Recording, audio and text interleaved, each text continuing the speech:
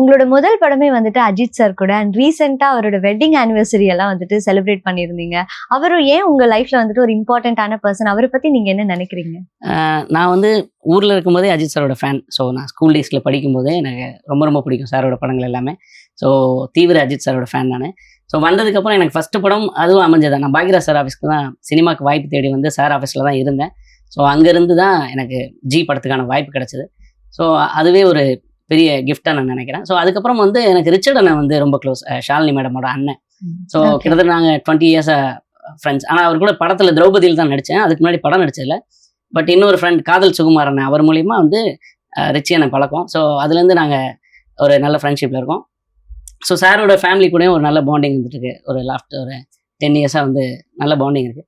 So அப்பப்போ அஜித் சாரோட family அக்கேஷன்ஸ்ல எல்லாம் கலந்துக்குவேன் நான். ஸோ அப்படி தான் அந்த வெட்டிங் ரிசப்ஷன்ல ஆனிவர்சரியில கலந்து. பட் பயங்கர ட்ரெண்டிங்கான ஒரு ரீலா வந்து இப்ப நீங்க கிரியேட் ஆயிட்டீங்க. வை? பிகாஸ் நீங்க gift கொடுத்து அத வந்து அஜித் சாரே வந்து டீகோட் பண்ணாராமே. அது எப்படி இருந்தது? நாங்க ஆக்சுவலி அந்த எடிட்டர் வந்து அந்த போட்டோ டிசைன் பண்ணது வந்து என்னோட ஃப்ரெண்ட் ராம் சொல்லிட்டு, நான் யூடியூப் சேனல் ஒன்று ரன் பண்றேன். ஸோ அந்த சேனல்ல அவர் எடிட்டர் அந்த டிசைனர் அவரு.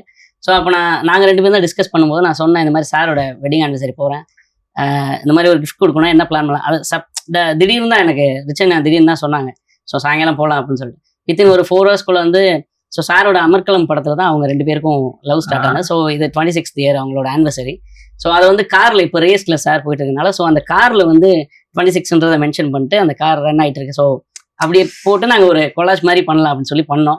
ஸோ அதை வந்து நான் நோட் பண்ணுவாரு நினைக்கல. பட் ஆனால் அதை கரெக்டாக டீகோட் பண்ணி ஷாலோ கிட்ட மென்ஷன் பண்ணி காமிச்சாரு. ஸோ அது அப்போதான் அவர் ஸ்மைல் பண்ணிட்டு காமிச்சிருந்தாரு. அதை கேண்டிடா ரிச்சன் தான் எடுத்தது. ஸோ அது ஜஸ்ட் போஸ்ட் பண்ணோம். பட் ஆனால் அது பயங்கர வைரல் ஆச்சு.